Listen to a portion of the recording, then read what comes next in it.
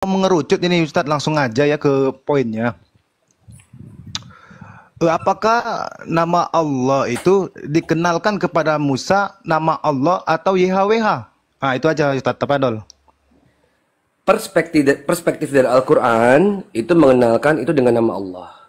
Dan perspektif dalam Alkitab, dalam tanah, dalam tanah itu tidak seperti itu. Bahkan ada narasi bahwa di Keluaran 6 nomor 3 ya, Rifa ya kalau nggak salah, bahwa mereka tuh Tuhan itu belum mengenalkan namanya. Yes. Tapi nanti di Kejadian 4 nomor 1, Kejadian ada 4 nama nomor Tuhan. 1, ada nama Tuhan. Hawa itu memanggil Tuhan tuh dengan Yud-He-Vav-He. Nah, ini jadi polemik di antara mereka sebenarnya, bukan masalah kita. Kalau dalam perspektif kita, Quran itu jelas Allah itu mengenalkan dirinya, dan Allah itu memperkenalkan dirinya juga, nama tersebut itu kepada nabi-nabinya gitu kan. Nah, kalau di mereka itu di Keluaran nomor 3 dibilang, aku belum mengenalkan diriku. Nah, terus ketika di Kejadian 4 nomor 1, Hawa itu sudah memanggil Yud-He-Vav-He. Lanjut deh, Rifa. Saya telepon dulu ya. Saya lanjutin, saya sambut aja ya penjabaran dari Bang Moto. Jadi sebenarnya begini, masalah nama Tuhannya Bani Israel yang ada di Tanakh dan Bible itu masalahnya orang Yahudi dan kalian, bukan masalah umat Islam. Tapi karena ada pertanyaannya, apakah kami umat Islam memahami bahwa nama Yud-He-Vav-He itu adalah Allah? No, kami tidak pernah diperkenalkan nama Yud-He-Vav-He. Tapi secara esensi kami bisa membuktikan bahwa Yud-He-Vav-He secara esensi sama dengan Allah. Tolong ya, sudut pandangnya jangan dicampur adukkan nih. Secara asma kami tidak mengenal Yud-He-Vav-He. Dengar. Bahkan orang Yahudi pun saya ingin tahu. Coba tunjukkan Yud-He-Vav-He itu seperti apa lafaznya. Gak usah kita jauh-jauh deh. Saya minta orang yang mengaku Yahudi yang beriman kepada kitab Tanakh. Gimana kalian melafazkan nama Yud-He-Vav-He itu? Gak ada yang Yud-He-Vav-He. Jadi artinya apa? Dalam perspektif keyahudian, karena kitab Tanakh, mereka itu punya tradisi tidak boleh menyebutkan nama Tuhan sembarangan. Sekarang mari kita critical thinking nih. Menyebutkan nama Tuhan saja tidak boleh sembarangan. Apa mungkin mereka menuliskan nama Tuhan dalam kitab mereka? Kalau mungkin ya silakan. Maka tolong tanyakan kepada para orang-orang Yahudi, Rabi Yahudi, siapa nama Tuhan kalian? Tolong lafazkan. Oh, kami tidak boleh menyebutkan nama Tuhan kami sembarangan. Lalu siapa kami mengatakan nama Tuhannya Yud-He-Vav-He? Ya, kita menggunakan kaidah linguistik. Maka secara linguistik bagaimana cara pelafasan Yud-He-Vav-He? Kita rujuk bagaimana orang Kristen banyak menyebutkan Jehovah, Yahweh, Yahweh, kemudian dibantah oleh para scholar Kristen lagi. No, Yahweh itu adalah bahasa Latin dari kata Yuv dan V yang merujuk kepada dewa Zeus. Itu bukan polemik kami umat Islam. Jadi kalau ditanya, karena kami tidak beriman kepada kitab yang kalian katakan Torah, Zabur, dan Injil itu, bahwa kitab itu menurut kami adalah kitab yang telah terdistorsi antara perkataan Tuhan dengan pengajaran manusia yang telah diselewengkan, atau banyaknya distorsi yang muncul kemudian karena kitab tersebut dikumpulkan dari catatan orang berabad-abad lamanya dan dikumpulkan menjadi satu kitab, maka kami menunjukkan bahwasanya kami tidak mengenal Yud-He-Vav-He.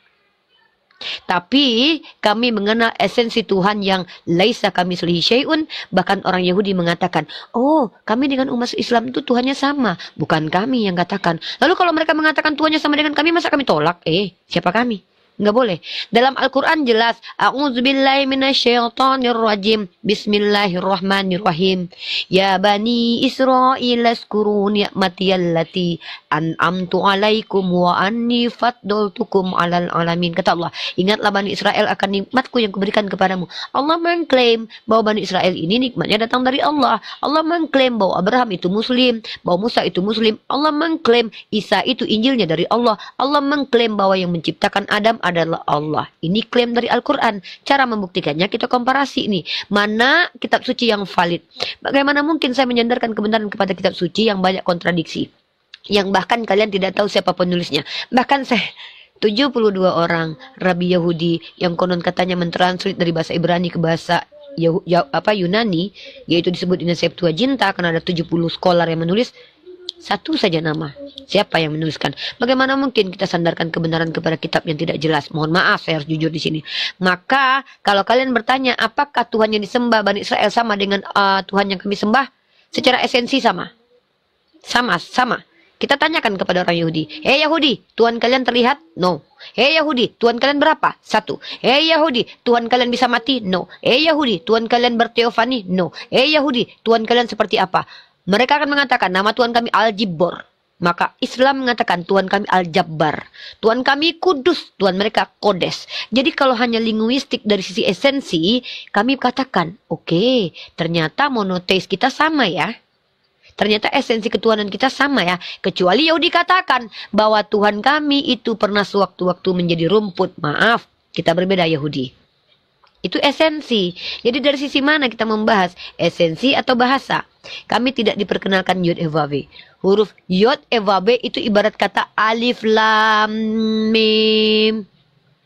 Itu kumpulan, itu huruf-huruf yang disejajarkan. Yod He Vav Ve. Bang Moto menjelaskan kaidahnya tadi bahwa itu adalah akronim. Apa tadi V yang disebutkan Bang Moto tadi itu yang menggunakan kaidah beberapa orang ya, itu tidak semua loh ya.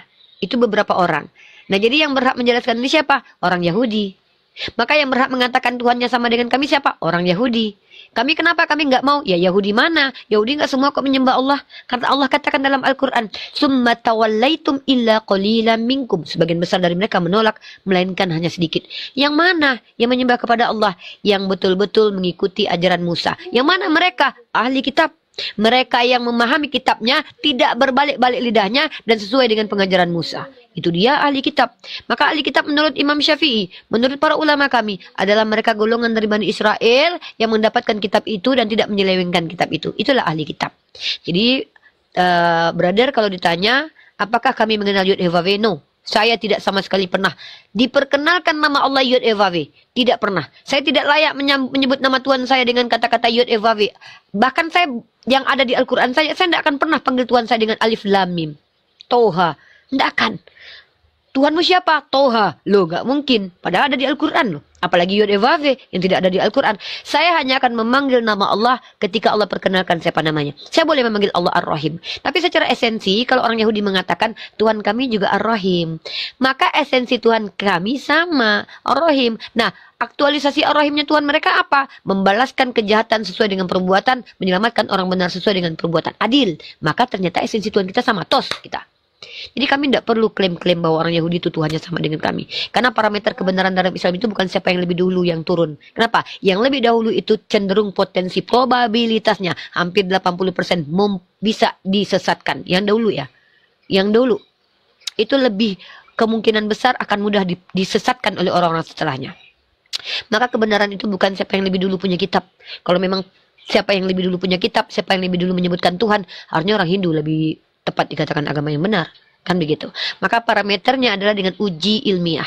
Uji ilmiah apa? Mari kita gunakan seluruh ilmu, ilmu bahasa, ilmu sosiologi, ilmu antropologi, ilmu arkeologi untuk membangun narasi kita, mengukuhkan argumen kita bahwa ini loh ajaran yang benar. Mungkin begitu, brother, agak kepanjangan. Silakan tekankan pertanyaannya. Artinya tidak sama ya ini YHWH dengan Allah Subhanahu wa taala. Saya ulangi sekali lagi, jangan disimpulkan. Kami tidak diperkenalkan YHWH. Dalam Al-Quran tidak ada tertulis YHWH. Ingat. Tapi kami sering mendengarkan orang Yahudi mengatakan bahwa esensi Tuhan yang mereka sembah dengan esensi Tuhan yang kami sembah sama.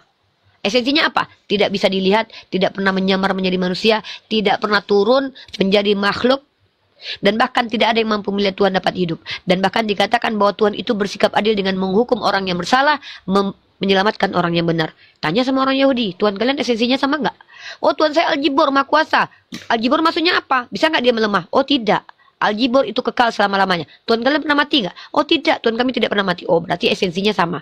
Tuhan kalian Rahim tidak. Maka ada dalam Bamidbar Rabah dikatakan, sebagai bentuk kasih sayang Elohim, sebagai bentuk kasih sayang Hashem, dia mengutus Nabi untuk bangsa lain dari bangsa tersebut. Oh, ternyata hampir sama ya. Ternyata dalam Al-Quran ada validasinya apa? Allah mengutus Rasul-Rasul untuk kaumnya dengan menggunakan bahasa kaumnya. Maka ternyata esensi Tuhan yang disembah oleh orang Yahudi menurut mereka sama dengan kami. Kalau kami ditanya sama nggak Tuhan kalian dengan Yahudi? Yahudi yang mana? Yahudi nggak semua menyembah Allah. Yahudi ada yang menyembah Molok. Bahkan Yahudi ada yang menyembah dunia dan menyembah rabi-rabi mereka. Jadi kalau kami ditanya, tergantung. Saya mau lihat dulu, Yahudi yang mana? Yahudi yang memegang kitab Nabi Musa. Mana kitab Nabi Musa yang betul? Coba. Jadi kita harus identifikasi. Saya nggak mau klaim-klaim begitu aja. Jadi kalau saya dikatakan, apakah sama Tuhanmu dengan yang orang Yahudi? Ya tergantung. Mereka nyembah siapa dulu? Kalau dengan Bang Billy, kami pernah kok berdialektika, dan Bang Billy beberapa kali sepakat dengan saya. Bang, esensi Tuhan saya nggak bisa dilihat. Oh sama. Bang, esensi Tuhan saya nggak pernah mati. Oh sama. Bang, esensi Tuhan saya monoteis. Ya sama. Ya sudah, secara esensi kita sama. Terserah kamu sebut nama Tuhanmu siapa. Saya mau sebutnya Hashem. Pertanyaannya, dapat dari mana kamu nama Tuhanmu Hashem? Siapa yang ngajarin nama Tuhanmu Hashem? Ya, rabi saya, kata dia. Musa tidak. Oh bukan, rabi saya. Ya udah, berarti dia ngikutin ajaran rabinya, bukan ajaran Musa. Nah sekarang dalam kitab mereka Musa memperkenalkan nama Tuhan siapa? Oh, Yud Evav. Oke. Bang, sebutkan nama Yud Evav gimana pelafasannya?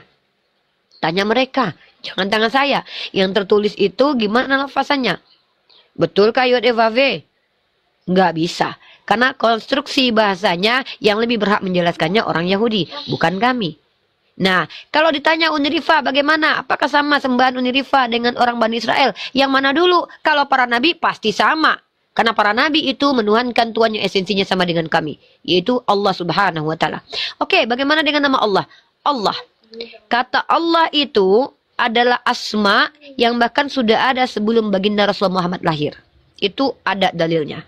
Nah, maka bagaimana mungkin kemudian, apakah ada debat hebat antara nama Tuhan antara Nabi Muhammad dengan orang Yahudi? Saya belum pernah mendengarkan literasi baik internal ataupun eksternal, baik dari kalangan Yahudi Ortodok, Kristen Ortodok, yang pernah menceritakan Nabi Muhammad bertengkar tentang nama Tuhan. Orang-orang Yahudi di Khaybar, pernahkah mempermasalahkan nama Tuhan adalah Allah? No. Tidak ada. Jadi kenapa kami harus mempertentangkan sesuatu yang tidak pernah dipolemikan oleh orang Yahudi dan baginda kami? Yang berpolemik sekarang siapa? Orang Kristen. Kenapa? Karena di terjemahan kitab mereka nama Tuhannya Yod Evavi. Pertanyaannya, gimana cara menyebutkan nama Tuhan itu? Tidak ada yang tahu. Bagaimana mungkin? Bang Moto sudah bawa satu polemik apa? Di ayat lain dikatakan belum pernah ada yang memperkenalkan nama Tuhan. Di kitab Kejadian, duluan kitab Kejadian loh. Kok sudah ada yang menyebut nama Tuhan? Mana yang betul? Nah, karena informasi yang bercampur dalam kitab kalian, maka kitab kalian itu yang harus dipermasalahkan. Dicari tahu mana berlian, mana kacanya.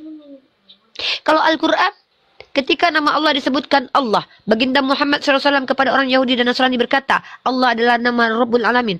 Ada tidak literasi yang mengatakan, oh Nasrani bilang, no, nama Tuhan itu Yod Evave Muhammad, bukan Allah. Ada enggak dialektika antara Nabi Muhammad? Enggak. Mereka mempertentangkan tentang bahwa Nabi Muhammad ini Nabi atau tidak. Ada yang tidak orang Yahudi ketika bertanya menguji Nabi Muhammad mempertanyakan, siapa nama Tuhanmu Muhammad? Allah. Enggak pernah kami kenal Muhammad. Ada enggak begitu? Jadi tidak ada secara sejarah. Kalau ada ya tolong tunjukkan data internal ataupun eksternal bahwa orang Yahudi dengan Nabi Muhammad pernah bertentangan tentang nama Tuhan. Begitu ya. Jadi ikhwah, sekali lagi, saya tidak kenal Yod Evav. Karena Al-Quran saya tidak menyebutkan Yod Evav. Bagi saya, setahu saya Yod Evav adalah huruf-huruf yang tersusun. Yod Evav. Kalau memang ini ada artinya, ada sebuah kepanjangan, masa nama Tuhan disingkat-singkat? Kan begitu. Silakan. Tuyip Uni. Jadi kesimpulan saya ambil tidak sama artinya ya Uni ya. Ya, secara apa? Kalau nama kita tidak kenal, secara esensi orang Yahudi sendiri mengakui bahwa esensi Tuhannya sama dengan kita.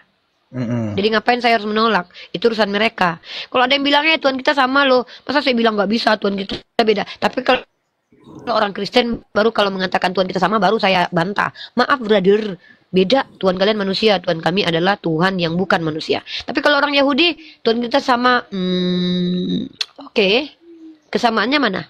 Tuhan kami tidak berbentuk, Tuhan kami tak pernah mati, Tuhan kami tidak pernah berteofani, Tuhan kami bla bla. Tapi ternyata, maaf, brother, di Yesaya pasal 41 ayat 12, Tuhan kita beda di situ apa? Tuhan kalian membunuh anak kecil untuk menyelamatkan nenek moyang mereka. Oh, beda Tuhan kita. Tuhan kalian mengambil bini orang dalam dosa. Oh, beda kita. Jadi yang mana? Karena kitab mereka bercampur antara perkataan Samuel dengan Tawarik saja udah tabrakan. Padahal penulis kitab Tawarik dengan Samuel katanya orang yang sama. Di dalam kitab Tawarik dikatakan, bangkitlah murka iblis sehingga dia menghasut Daud. Dalam kitab Tawarik dikatakan, bangkit pula murka Tuhan, dia menghasut Daud untuk menghitung. Lah, yang mana yang betul nih? Antara Tawarik dengan Samuel aja, bertengkar. Sementara katanya penulisnya satu. Makanya saya tidak mau mengambil kebenaran dalam kitabnya orang Yahudi dan Kristen. Kenapa? Karena antara kitab mereka dengan kitab mereka saja udah bertengkar. Maka saya katakan, sekali lagi saya terangkan. Secara esensi orang Yahudi mengatakan, secara konsep ketuhanan, secara esensi ketuhanan, Tuhan kita sama ya Uni Rifa, ya nggak masalah orang Yahudi. Itu bukan masalah saya. Tapi kalau Uni Rifa ditanya, saya tergantung. Kalau di kitab kalian tertulis Tuhan membunuh anak kecil, nggak berdosa, untuk menghukum orang-orang yang nenek moyang kalian, bukan. Allah tidak pernah memiliki sifat seperti itu. Allah tidak pernah membunuh orang yang benar demi menyelamatkan orang salah. Lalu bagaimana di kitab kalian? Tuhan pernah bertengkar dengan Yakub? Nggak pernah Allah berantem sama Yakub. Lalu kemudian ada lagi tertulis di kitab kalian bahwa Tuhan membunuh Uzza hanya karena tersenggol itu tabut Tuhan. No. Tidak pernah ada istilah ketika apa yang kudus tersentuh oleh orang lalu Allah bunuh begitu saja. No. Tidak pernah ada Allah ceritakan bahwa Allah sekejam itu. Jadi yang mana dulu? Tuhan yang mana? Oh, kalau yang dalam kitab Ulangan bahwa tidak ada yang pernah melihat Tuhan bisa hidup karena Musa tidak pernah melihat wajah Tuhan tapi mendengarkan suaranya. Oh, kok sama dengan Al-Quran? Ya sudah, berarti itu benar. Tapi kalau seandainya kami harus menerima perkataan-perkataan yang lain dalam kitab Yeskiel, bahwasanya Tuhan itu mengatakan, bang siapa ia mengatakan menipu Nabi, maka aku yang menipu Nabi itu. Bagaimana mungkin Tuhan menipu Nabi, brother? Nabi itu Tuhan yang utus, kok dia menipu Nabi pula? Sementara dalam Islam, Nabi itu adalah orang pilihan Tuhan. Tiba-tiba dalam kitab Yeskiel, Nabi itu ditipu oleh Tuhan. Astagfirullah. Maka kita katakan, maaf, menurut Yeskiel Tuhannya beda nih dengan kami nih. Kita nggak terima. Tapi menurut di Ulangan nih katanya Tuhannya sama nih. Masalahnya penulis Yeskiel siapa, brother? Nggak tahu. Penulis Ulangan katanya Musa. Ya betul, Musa. Bahas dulu. Kita kaji dulu secara akademik. Maka kami menempatkan kitab kalian itu dalam ranah kritik. Dalam ranah apa? Kajian. Parameternya apa? Al-Quran. Karena kami orang Islam. Parameter kebenaran kami Al-Quran. Sesuai dengan Al-Quran kami terima. Bertentangan dengan Al-Quran kami campak, kami buang. Kurang lebih seperti itu, brother. Di dalam kitab mereka ada kebenaran, jangan dibenarkan semuanya. Di dalam kitab mereka kesalahan, jangan disalahkan semuanya. Itu pesan Rasul kita kepada kita, saudaraku, Pak Warung Kitab. Toyib. Nambah sedikit mungkin Pak Warung Kitab ya. Toyib, Siap. Jadi gini, kalau saja kita menyuguhkan 20 sifat nama Allah untuk mereka, Yahudi Nasrani, maka saya berpikir orang Yahudi akan mensepakati 20 sifat wajib bagi Tuhan. Wujud, qidam, baqo, malafatul hewan, sekiamu, binafsi, gitu kan. Saya agak sedikit, mereka akan condong membenarkan apa yang kita suguhkan. 99 nama Asmaul Husna yang ada di Quran kita, di keyakinan kita suguhkan kepada mereka seperti penjelasan Uni Rifa, itu mereka pun saya cenderung akan membenarkan. Tetapi ketika disodokan kepada orang Kristen, Rahman, Rahim, Malik, Kudus, Salam, Aji, segala macam, saya cenderung mereka akan keberatan dengan ini. Karena uni yang bawah gitu Pak Warung Kitab ya. Jadi untuk sementara saya nggak berani Anda menyimpulkan atau beda salam kata di konteksnya di mana nih, gitu kan? Kita harus hati-hati, saudaraku. Sedikit juga tambahan, Mbak Moto, Utiripa, kami adalah punya guru yang kami sebut dan Bang Juma. Bang Juma itu guru kami, sahabat kami ketika kami di WA, masuk ke Zoom sampai sekarang. Apakah gitu kan kemungkinan besar Tiripa akan menyelisih Bang Juma? Apakah Bang Moto akan menyelisih Bang Juma gitu kan? Dari ilmu segala macamnya. Jadi kalau sekarang hari mungkin ini saya mengklarifikasi, semoga kita jadi ambil pembelajaran. Kalau toh hari ada sedikit kekisruhan, semoga teman-teman bisa ngambil hikmah di sini. Ya, Tiripa, Bang Moto, siapapun kita, insya Allah kita sedang dalam dakwah lillahi ta'ala, lillahi kalimatillah. Pak Warung Kitab, bisa dipahami ya? Iya. Artinya gini, kita sepakat, artinya nama Allah yang dikenalkan kepada Nabi Musa itu adalah Allah ya, bukan YHWH ya. Sepakat kita ya? Ya dong, Diulang kita lagi tidak mengenal YHWH ya, brother. Kita ulangi Ya, sekali baik, lagi. Kita tidak mengenal YHWH. Saya tidak pernah diperkenalkan nama Tuhan YHWH. Saya tidak tahu siapa YHWH. Nah, Uni, terima kasih Uni. Jazakumullah. Ya, terima kasih Pak Warung. Mungkin Pak Malaka? Iya. Udah cukup? Tadi kan bukankah esensi itu melekat di dalam proper name itu gitu loh. Kita esensi melekat dalam proper name itu maksudnya apa? Nggak ngerti saya bahasanya. Proper name dari Tuhannya Israel kan Yod-Heh-Vah-He. Yang kalau ditransliterasi, esensinya apa Yod-Heh-Vah-He itu? Ya, kalau ditransliterasi ke dalam huruf Latin menjadi YHWH. Nah, esensinya apa? Sekarang apakah alif lam lam ha kalau ya ditransliterasi Allah juga menjadi alif lam lam ha itu gitu? Nah, Itu secara esensi adalah ismu. Nama itu, ya nih, ada ulama yang mengatakan Allah itu berasal dari kata al yang ditambahkan dengan ilah. Walaupun tidak semua ulama sepakat. Karena ada yang mengatakan konstruksi kata Allah itu tidak ada akar katanya. Itu kata para ulama kami. Nah, yang saya tanya esensi YHWH itu apa? maksudku itu kan proper name mereka kan berbeda, Uni. Proper name Iya, kan esensi namanya YHWH itu apa? Anda kan bawa-bawa esensi nama tadi. Esensi nama YHWH itu apa? Esensi nama Rifa apa? Rifa Iya. itu satu kata yang tidak ada artinya sebenarnya. Tetapi kenapa menjadi Rifa? Karena Rifa itu hanya terdengar indah saja, Rifa. Dalam bahasa manapun orang tua saya itu tidak pernah mentransit bahasa manapun. Itu bukan bahasa Meksiko, bukan bahasa apa. Kenapa nama saya Rifa? Karena belum ada yang pernah mendengarkan nama Rifa. Jadi kalau ada kemudian orang yang mengatakan Rifa sama dengan manis, itu kemudian nanti bahasa itu diartikan. Nah, masalahnya esensi nama YHWH itu apa? Artinya apa? Kalau memang punya arti ya apa gitu loh. Itu yang kita minta. Kan itu esensinya tuh. Maknanya apa? Coba keluarkan maknanya dari kata YHWH itu. Bang Moto udah jelasin tadi bahwa itu adalah akronim, ya. Begitu. Nah, kalau menurut Anda apa esensi dari YHWH itu? Iya, maksud aku tuh kan ini kan Tuhannya Israel tuh punya proper name ya kan, yang ditulis dalam 4 huruf ya kan. Ya apa Tuhannya proper name-nya, Islam namanya juga- apa? YHWH. Masa ini nggak ngerti loh. Masa Maksudnya cara bacanya bilang gitu, cara baca. bukan esensinya. Esensinya apa YHWH itu? Ya proper name itu kan esensi. Bukan. Ya, berarti ada nggak arti dan makna dari YHWH itu? Berarti cuma kumpulan huruf begitu saja. Ya kalau proper name itu kan nggak ada makna. Nah, Proper name contoh itu kan ada proper spesial name gitu. yang ada makna. Contoh seperti Adam. Contoh. Oh, Adam itu misalnya artinya Contoh. tanah, maka melekat pada dirinya sebagai esensi, kan begitu. Contohnya gini nih. Contoh Saya- contoh unik. ini Masa ini Contoh. nggak ngerti nih. Gini, contoh. Tuhannya Contoh manis orang deh, ini ada Yunani. gini deh, enggak, Gini, bentar, gini bentar. Manis, Gini, manis gini. deh kayak Kati. Enggak, nama saya Contoh. manis nih. Melekat esensinya kepada saya. Kenapa Rifa dipanggil manis? Karena emang dia manis, kan begitu tuh. Maka namanya manis. Atau ada yang dipanggil sebagai apa misalnya?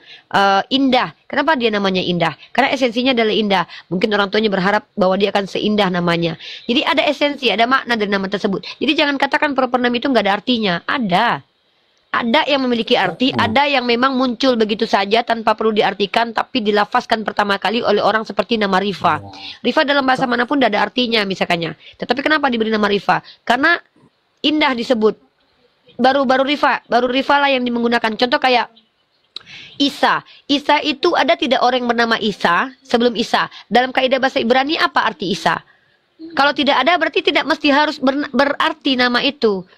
Jangan paksakan nama itu harus berarti. Contoh misalkannya, oh kalau misalkannya siapa lagi misalkannya, oh Yakub misalkannya. Yakub itu kan artinya penipu itu dalam kaidah bahasa Ibrani.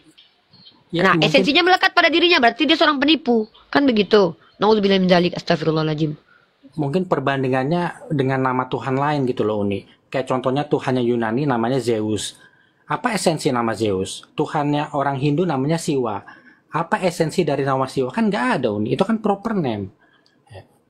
Nggak semua proper name itu tidak ada maknanya. Gimana sih? Kan udah saya kasih contoh tadi.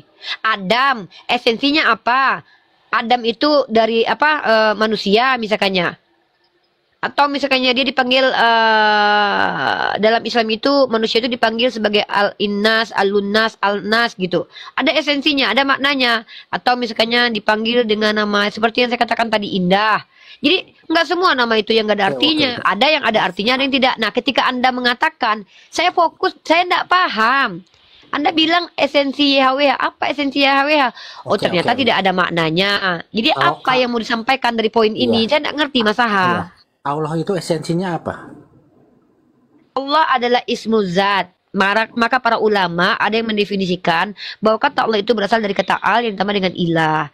Sang ilah, sang sembahan. Kata para ulama sebagian dan tidak semua sepakat. Ada yang Berarti bukan mengatakan, proper, kan? Iya. ya Allah ini orang gimana sih? Yang namanya proper name itu ada yang memiliki makna, ada yang tidak memiliki makna. Capek ngajarin dia udah 2 kali loh, Rum. Ibu udah 2 kali loh bilang, Rum. Nah, diam, Rum. Enggak, Rum, capek Ibu, Rum. Kan Ibu bilang gini, Rum. Ini nama orang Indah. Ada proper name Indah namanya. Artinya indah. Iya, ada yang Rifa, nggak ada artinya. Gak usah dibela-belain, Rum. Marahin, Rum. Rum, marahin dia juga nih, Rum. Capek Ibu, Rum. Udah baik-baik Ibu ngajarin dia. Ibunya jelasin dia. Ada yang namanya proper name itu ada maknanya. Astagfirullah, tarik nafas.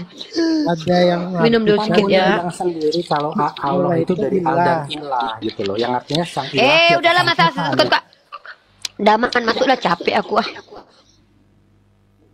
Rum, cabut paku makmu bentar. Biar kena marah nih masalah nih.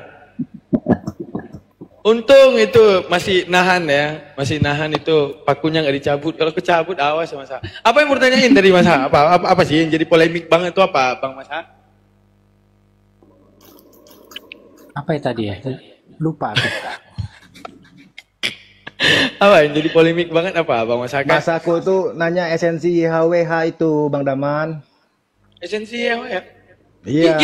Gini bro. Di antara perbedaan di antara teh dan kopi, ketika dikatakan kopi dan teh itu sama-sama air, kita nggak boleh tolak, karena emang benar sama-sama air. Ketika dikatakan teh dan kopi itu sama-sama manis, ya itu kita nggak bisa tolak. Tapi ketika dikatakan teh dan gula sama-sama hitam, nggak boleh. Teh dan kopi sama-sama hitam, nggak boleh, karena keduanya berbeda. Sampai di situ bisa dipahami dulu, daripada analogi itu. Ulangi 3 kali Daman, ulangi 3 kali pelan-pelan ngomongnya biar paham orang-orang. Gini, kopi dan teh ketika dikatakan mereka keduanya sama, kenapa kemudian mereka sama? Sama-sama air, main. Sama-sama diisikan gula, oke, kita nggak boleh bantah. Ketika dikatakan sama-sama apa? Sama-sama punya hakikat manis, oke, fine. Sama-sama dimasukin es batu jadi dingin, sama. Tapi dikatakan sama-sama mereka hitam, enggak boleh. Sama-sama mereka itu dengan warna teh, enggak boleh. Karena apa? Ada sisi perbedaan. Itu guys. Tidak mutlak, gitu kan ya? Tidak mutlak semua itu jadi.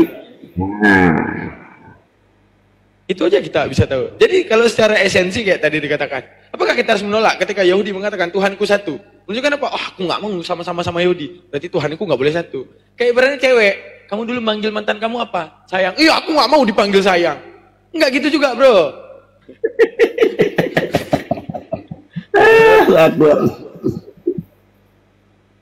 Kasihan. Baik, mungkin yang lain sama saya akan ada ilmu yang kita dapatkan dari pertanyaan-pertanyaan yang lain. Saudaraku di bawah yang ingin ada keinginan untuk naik, nanya, silakan. Ini ada 2 narasumber dari kami, dari Muslim, dari Islam yang saya laksanakan.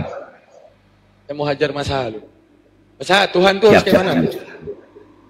Bang Masa, menurut Bang Masa, Tuhan itu harus kayak mana lu sih? Bang Rahman, aku izin turun dulu ya. Udah dapat jawabannya ya. Terima kasih ya.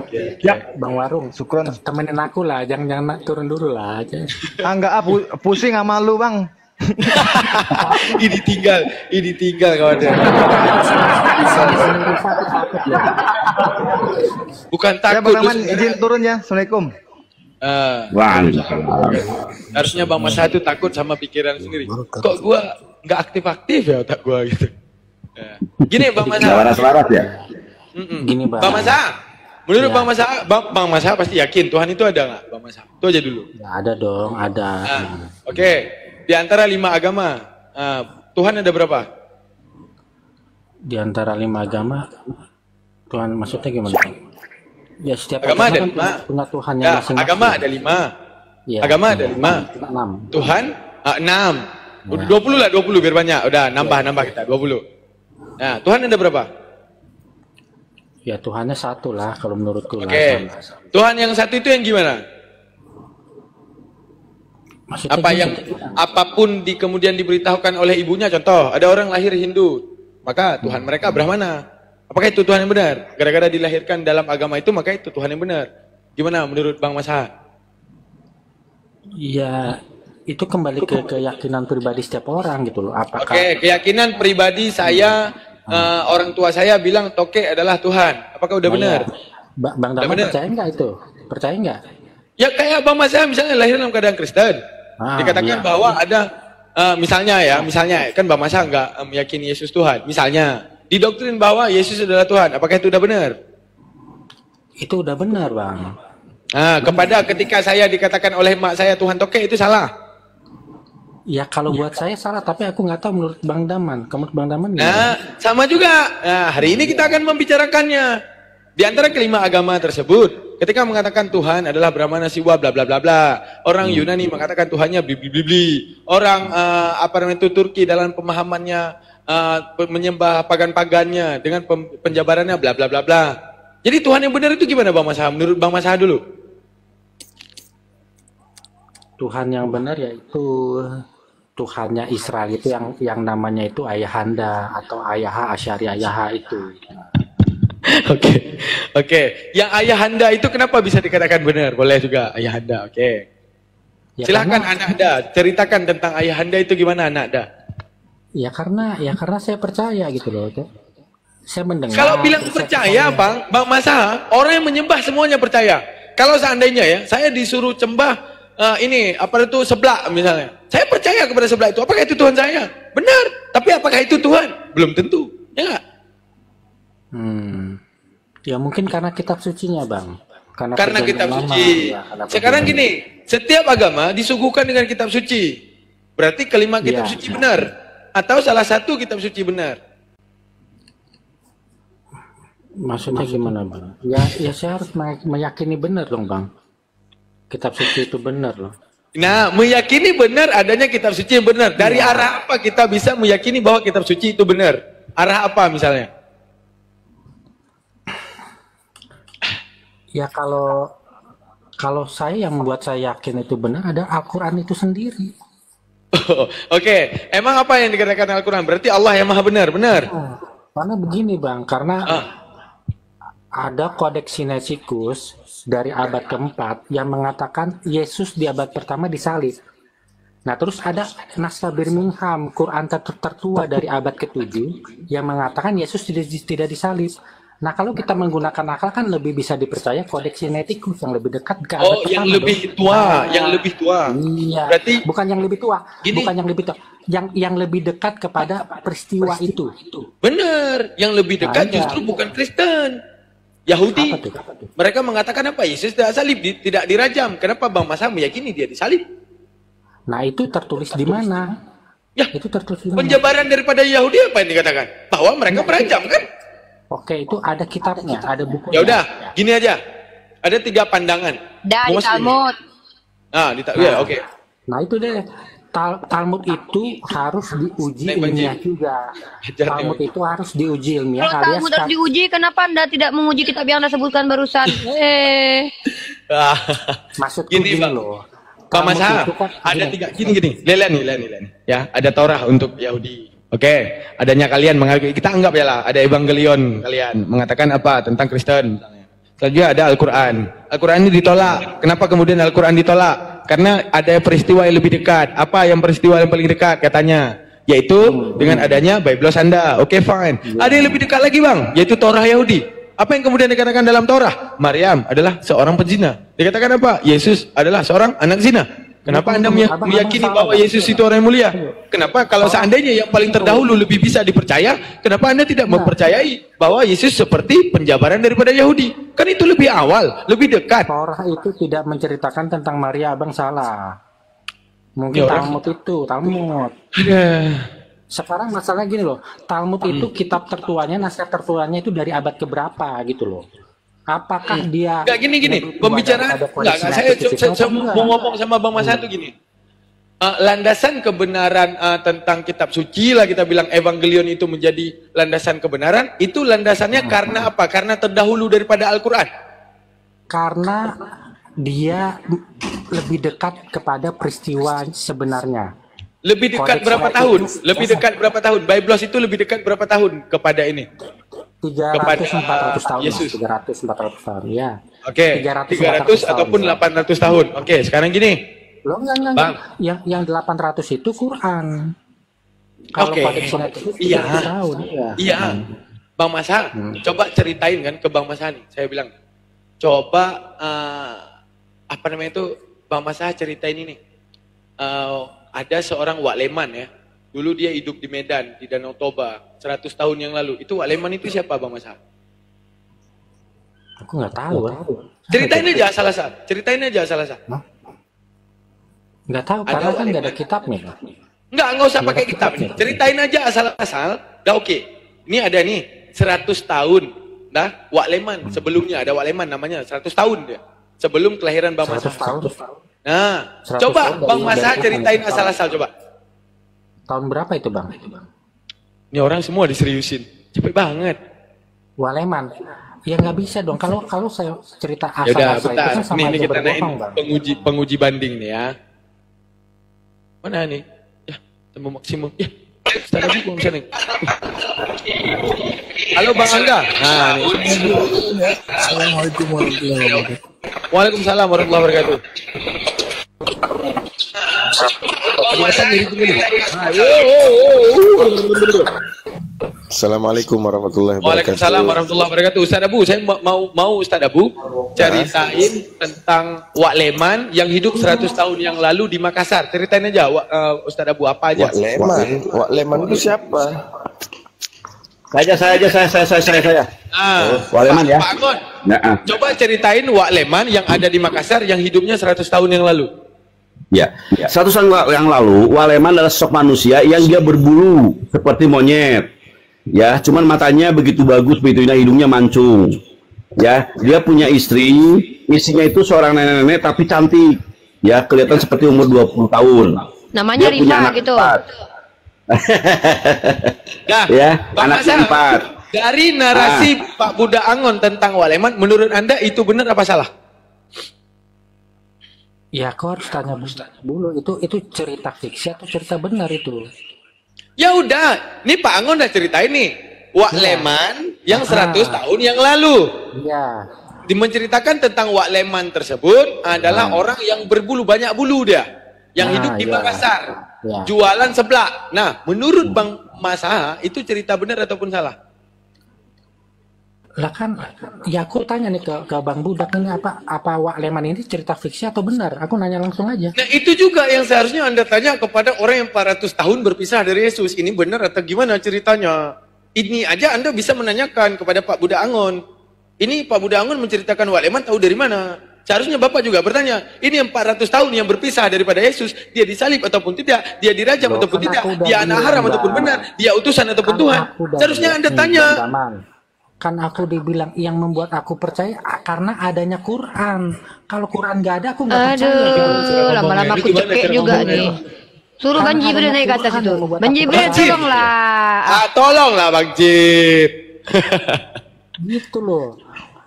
Bang Kalau Masa, tadi Anda tanya kepada Pak Angon, dari mana Pak Angon tahu itu Wak Leman adalah seorang yang berbulu, yang jualan seblak, ya kan? Ya kan? Kenapa orang kepada 400 tahun tentang siapa Yesus nggak abang tanya? Seharusnya abang tanya nih, ada yang bilang dia itu anak haram dalam Talmud Yahudi. Abang tanya, kok lu bilang dia anak haram sedangkan itu terputus dari lu 400 tahun? Oh, dia Tuhan. Dia pure Tuhan. Ada Tuhan, ada Bapa di dalam dirinya. Oh, tanya dong kepada dia. Kenapa bilang dia adalah Tuhan? Sedangkan itu terputus 400 tahun daripadamu. Dari mana kamu tahu cerita 400 tahun yang terpisah daripadamu? Oh, bukan. Dia itu utusan. Dia itu ini dan segalanya. Seharusnya itu yang Anda tanya. Seperti Anda menanyakan kepada Pak Budak Angon. Gini loh Bang, kalau seandainya tidak ada Quran atau naskah Birmingham itu, aku nggak percaya gitu loh. Karena itu jaraknya Nggak percaya, jauh. Bang. Assalamualaikum Nggak percaya kodeks Waalaikumsalam Sinaiticus Bang. warahmatullahi Karena jaraknya Bang 400 tahun gitu loh. Bang Munyan, tolong putar kepalanya, capek li saya tanya. Saya ceritain. Saya lagi di Kalimantan ini. Enggak, Masaha, kalau memang standarnya seperti itu, kamu tadi bilang Sinaiticus abad ke-4, Al-Quran abad ke-6, abad ke-7. Yang paling lurus, yang paling gampang itu ngejelasinnya. Sinaiticus itu nggak jelas siapa yang nulis dan firmannya dari mana, tapi Al-Quran jelas dari mananya. Ya, tapi kalau mau deket-deketan, Sehendrin itu menceritakan soal Yesus itu direjam karena beliau ini memerintahkan orang-orang Yahudi untuk menyembah idol atau berhala. Itu di abad kedua, lebih dekat lagi. Jadi kalau mau deket-deketan, percaya sama Talmud atau Sanhedrin. Tapi kalau mau sanate jelas-jelasan sama Al-Quran. Kenapa? Karena Sinaiticus nggak jelas siapa yang nulis. Ya itu apa namanya bang? Aku harus Google dulu nih bang. Ini benar nggak nih bang? Ini informasi dari Coba Google aja si Google si Hedrin 42A. Sanhedrin 42A. 42A. Iya. Ini dicari ada itu, ada. Ini kayak gini loh, contoh 42A. Coba dibaca, masa keras dibaca. Dia cari dulu. Nih waktu Londo baca firman Tuhan Yohanes 1:14 nih, dengar. Firman itu telah menjadi manusia dan diam di antara kita, dan kita telah melihat kameleon NYA, yaitu kameleon yang diberikan kepada NYA sebagai anak tunggal Bapa, penuh kasih karunia dan kebenaran. Nah, itu bahasa Inggris Indonesia. Kalau bahasa rohnya gini.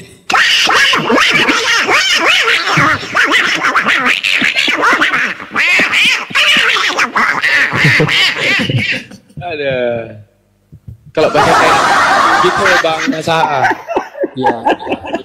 Kalau bahasa Thailand ketawa dia. Bahasa Thailandnya penjabarannya tuh gini. Feng ling xing fo ling qing pao se, shang ku xing xiao fu xing cao a. Pa pa long qing fo, shang shou, i san Henry nak zhou feng fak shou. Lang feng qi de Talmud, xiao feng xi xi fu, fang fei xi, hu heng ka, xiao feng shou de. Gitu.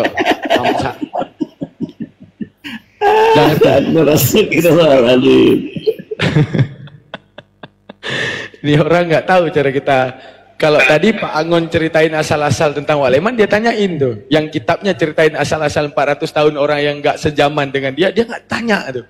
Ini kayak tidak mau kritik ya, tidak mau kritik ya apa yang terjadi di masa lampau. Masaha. Iya bang.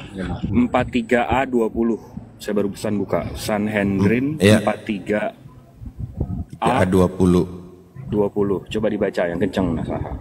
Ya, Bang menyala. Yang 37B itu apa? Yang 37 itu kalau yang 37 itu soal kesaksian murid-muridnya bukan? Itu nama murid-muridnya beda lagi di situ. Oh gitu. Bukan ya? Enggak tahu. Ada 37A, 41B kalau nggak salah ya. 43A baris 20 coba Mas Aha coba buka. Udah ketemu belum kitabnya? Itu kan judulnya Sanhedrin ya bang ya. Mohon maaf nih bang ya. Setahu saya tahun 70 Masehi itu Bait Salomo kedua tuh udah dibakar bang. Apa Sanhedrin masih ada bang? Masih ada. Sanhedrin, mereka itu kamu tahu nggak Sanhedrin itu apa? Tunggu sebentar, dia nggak tahu ini Sanhedrin apa. Kamu tahu nggak masalah Sanhedrin itu apa?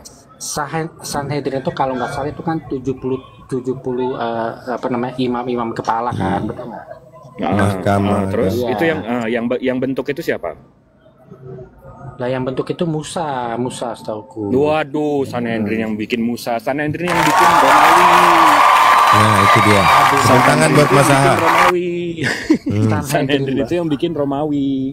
Untuk catatan-catatan mereka membuat hukum-hukum di bawah hukum Romawi, itu catatan-catatan mereka. Makanya coba dibaca dulu Mas Aha, sayangku ganteng. Iya, makanya lu harus dengar ini nih firman Tuhan 1 Yohanes 14 nih.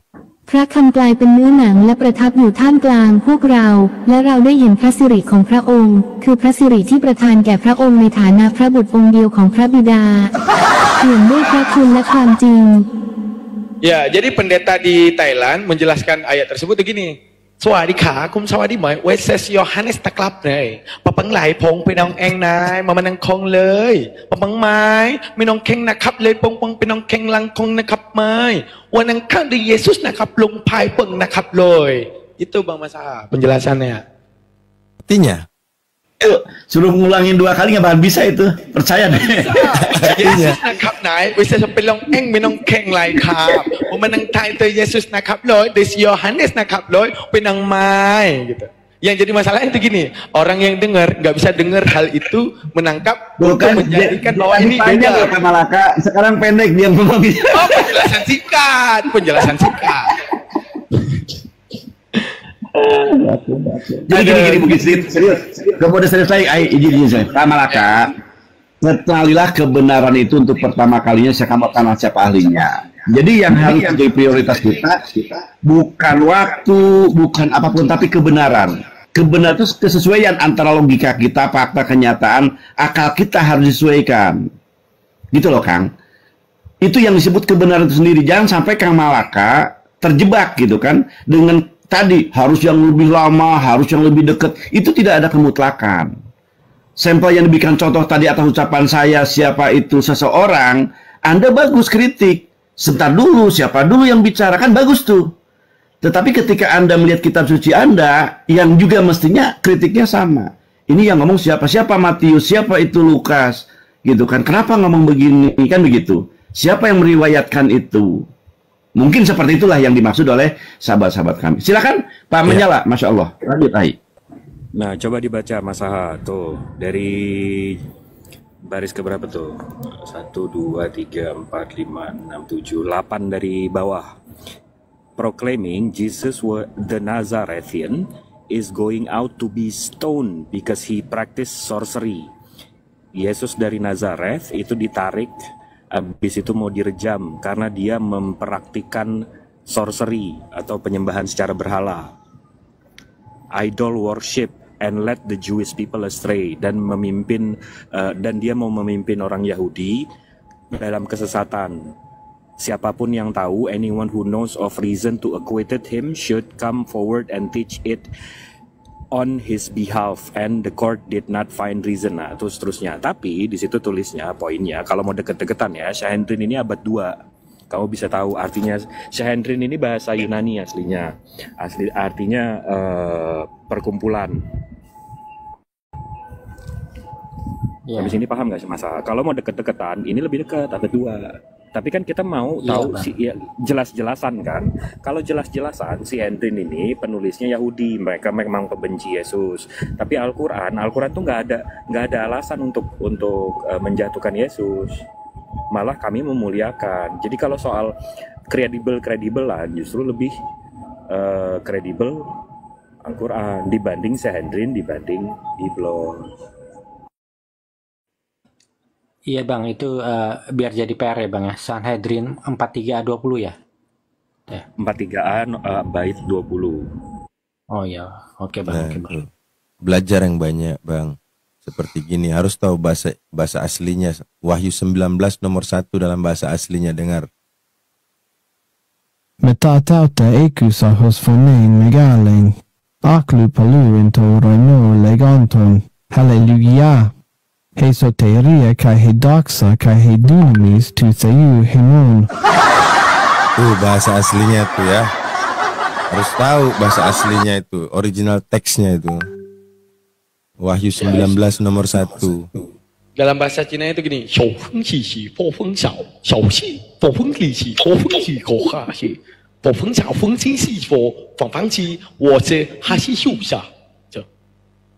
Tuh, jangan dua kali. Udah. Salah. Yang benar tuh ini. 道成了肉身，住在我们中间，我们也看见了他的荣耀，就是赐给他作为复读生子的荣耀，充充满满的有恩典有真理。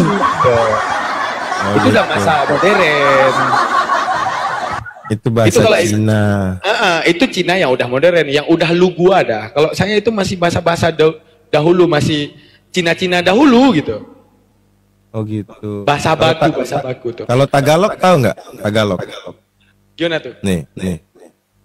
Ang salita ay nagkatawang tawa at tumahan sa gitna natin, at nakita natin ang kanyang kaluwalhatian. Ang kaluwalhatiang ibinigay sa kanya bilang bagtong na anak ng Ama.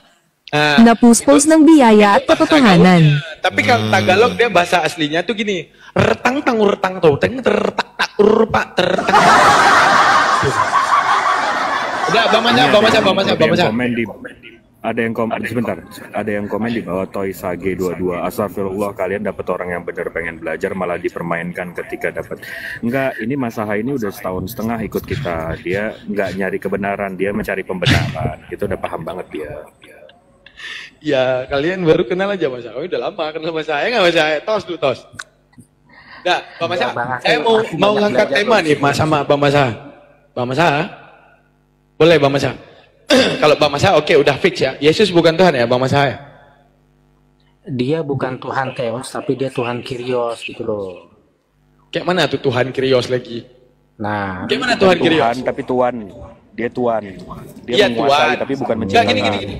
Saya mau tanya ke Bang Mas Aha, dia ada esensi ketuhanan nggak sama dia? Ataupun emang murni manusia? Daman tahu nggak? Daman tahu nggak? Si Masaha ini bilang Adam itu Tuhan loh. Betul. Adam itu mampus. sebelum Coba teruskan. Wah. Adam itu. Wah, Bang Jip ngasih materi berat nih. Adam itu Tuhan Kyrios sebelum dia makan buah itu. Karena dia masih memiliki esensi ketuhanan itu loh. Nah, kan pertanyaan gini, apakah yang dimaksud dengan esensi ketuhanan itu, ya kan? Pertanyaan kan itu kan. Nah, itu kita harus melihat fase hidup dari Adam itu. Adam itu punya dua fase kehidupan. Yang pertama dari dia sejak diciptakan sampai makan buah itu. Kita nggak tahu umur Adam udah berapa. Mungkin udah 2000-an tahun.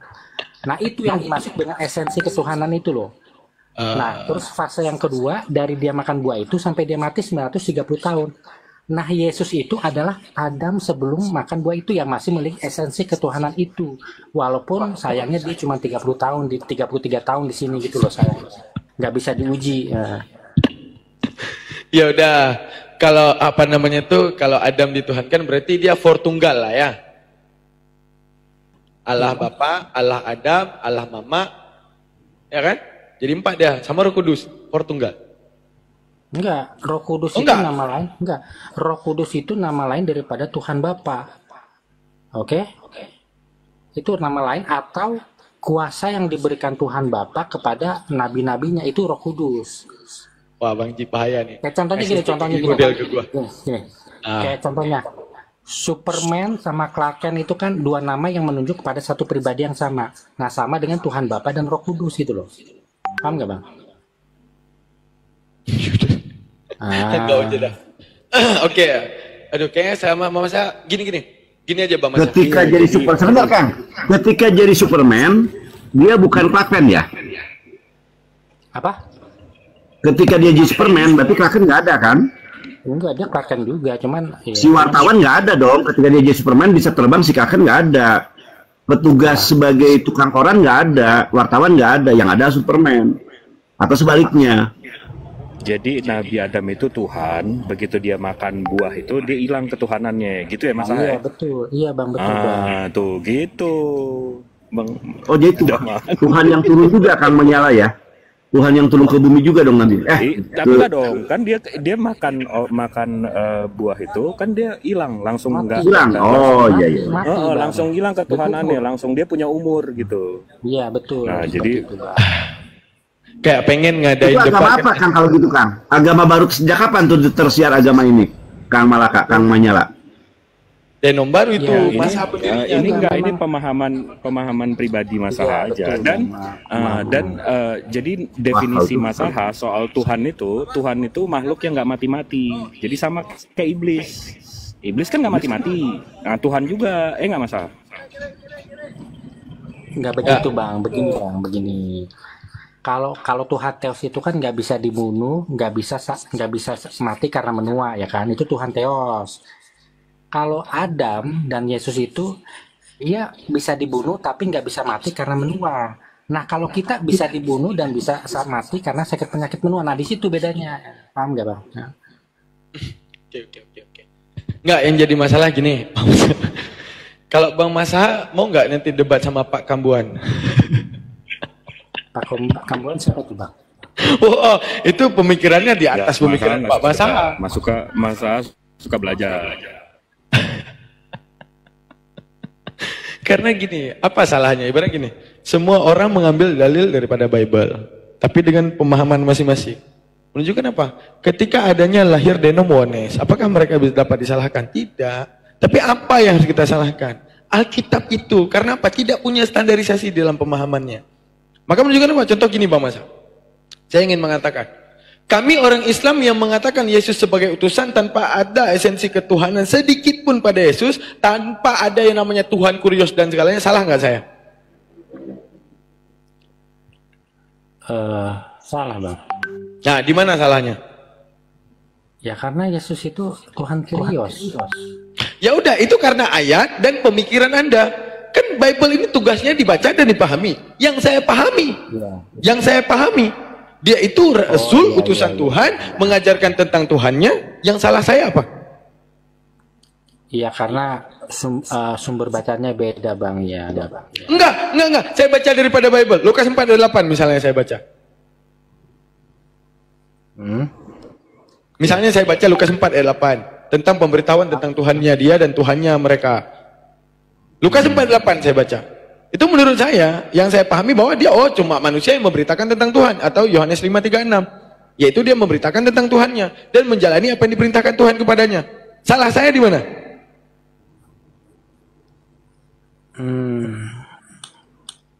Ya mungkin ya gimana ya, kalau belum pintu hidayah belum dibukakan kepada Bang Daman, saya mau bilang apa ya? Ya udah, pintu hidayah versi Kristen itu gimana? Oh, kalau Bang Daman nggak gila dulu, begitu Bang Daman udah buang akal Bang Daman, nah itu baru Bang Daman dapat hidayah gitu. Dia, Yesus itu dituhankan bukan semata-mata karena dia Adam kedua, bukan semata-mata karena dia satu-satunya orang yang tidak mewarisi dosa waris itu, bukan. Ada alasan lain Bang. Alasan yang kedua ini karena dia adalah Mesias atau Raja yang dijanjikan, atau Raja Yehuda terakhir. Dan kalau kita melihat dalil, tunggu dulu Bang. Enggak ke situ. Saya enggak tanya siapa Yesus. Itu kan menurut pemikiran Anda. Saya berpikir tuh gini, Bang Masa, kita sama-sama berpikir, kita manusia kan, dan kita berpikir sama-sama kan. Bang Masa mengambil segala dalil hingga menyimpulkan bahwa Adam itu pernah jadi Tuhan, kemudian makan buah hingga dia gagal jadi Tuhan. Itu pemikiran Anda. Ketika kemudian saya mengambil Alkitab juga, saya baca, oh ternyata dia utusan, oh ternyata dia tidak pernah mati di tiang salib. Akan tetapi orang yang kemudian membuat tipu daya seakan-akan dia pernah disalib. Salah saya di mana? Ya, Abang punya tafsir yang berbeda, nggak apa-apa Bang itu Bang. Ya udah, ketika contoh, nggak usah ke zaman sekarang. Wones mengartikan Tuhan, Bapa dan Tuhan itu mati sama-sama di atas tiang salib. Nah, Tritunggal mengatakan apa? Mati kemanusiaannya. Itu keduanya mana yang salah? Ketika udah kita ketemuin mana yang salah, standarisasi apa yang menyalahkan mereka? Bukankah mereka sama-sama manusia? Bukankah sama-sama mereka punya akal? Bukankah mereka membaca dari Injil yang sama? Bukankah mereka mendapati segala pemberitaan daripada Injil yang sama? Namun secara pemahamannya menjadi berbeda, ya bodo amat. Yang menjadi masalah standarisasi Al-Qur'annya apa? Standarisasi memahami Bible-nya apa? Contoh, ya, misalnya saya mengambil Yohanes 1, mengaitkan Yohanes 1 itu dengan Yohanes 1:13 sampai 1:14, Tuhan telah menjadi manusia. Apa itu? Firman telah menjadi manusia. Itu syarat Yohanes 1 kepada Yohanes 14. Tapi saya nggak mau. Saya mau ambil Yohanes 1, saya kaitkan dengan Yohanes 5 ayat 36. Dikatakan, Yohanes 1 ayat 1, pada mulanya firman. Firman bersama-sama dengan Allah. Allah, Firman adalah Allah. Saya ngambil Yohanes 5:36. Ada kesaksian yang lebih besar daripada kesaksian Yohanes. Wah, Yesus ngomong nih, di antara kesaksian Yohanes bahwa Firman adalah Allah, pada awalnya adalah Logos, bla bla bla bla. Oh, itu nggak bisa dipakai. Karena kata Yesus, ada kesaksian yang lebih besar daripada kesaksian Yohanes. Yaitu tentang kesaksian antara Bapa yang mengutus Yesus. Tentang antara Bapa yang mengerjakan segala perintah Yesus dan yang dia lakukan sekarang. Berarti Yesus cuma datang menjadi manusia menjalankan perintah Bapa. Yohanes 1 ayat 1 ditolak. Yohanes 1 ayat 13 ditolak. Kesalahan saya di mana? Bukankah semuanya saya ambil dari Alkitab? Kesalahan Abang ada dalil-dalil atau ayat yang Abang belum baca. Itu aja. Ya, contoh gini, saya juga tidak akan menyalahkan Bang Masa ketika Bang Masa mengatakan, Abang nggak baca ya? Yohanes 1 ayat 1. Apa yang dikatakan Yohanes 1 ayat 1? Pada mulanya Firman bersama dengan Allah, Firman adalah Allah. Yohanes 1:14 mengatakan apa? Firman telah menjadi manusia. Standarisasi Anda yaitu mengaitkan antara Yohanes 1 dengan Yohanes 1:14. Salah nggak ada? Nggak salah. Kan pemikiran Anda.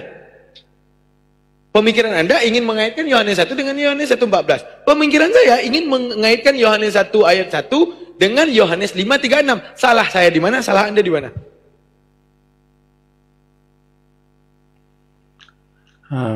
Aku nggak ngerti pertanyaannya Bang. Coba diulang lagi Bang. Ada bisa ngertiin masalah maksudnya? Gini Kang, jangan kasihan beliau.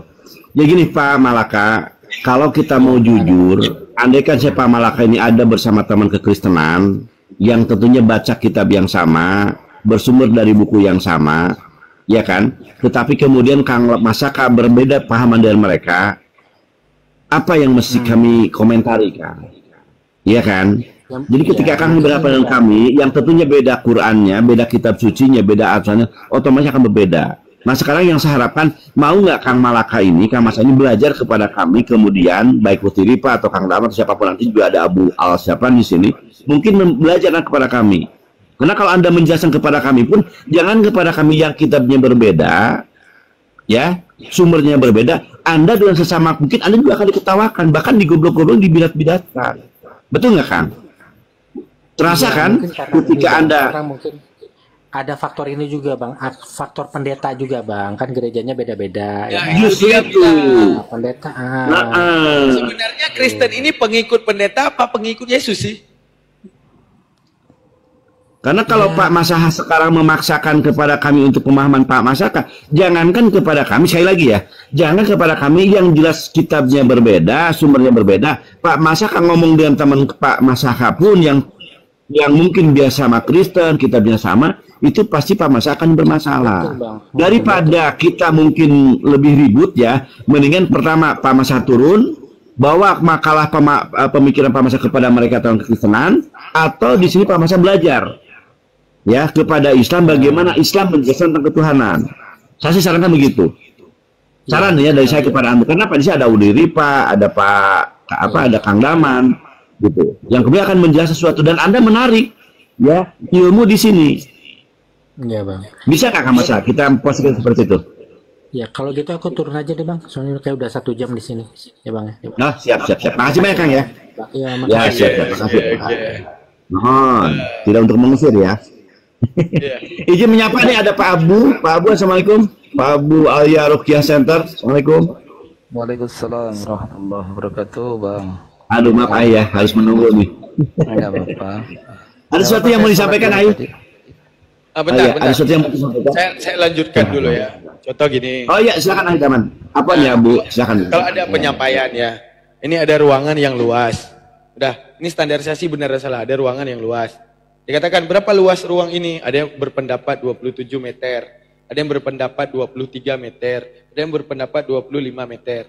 Dah, yang 27 meter ini katanya, dari mana kamu tahu ini 27 meter? Iya,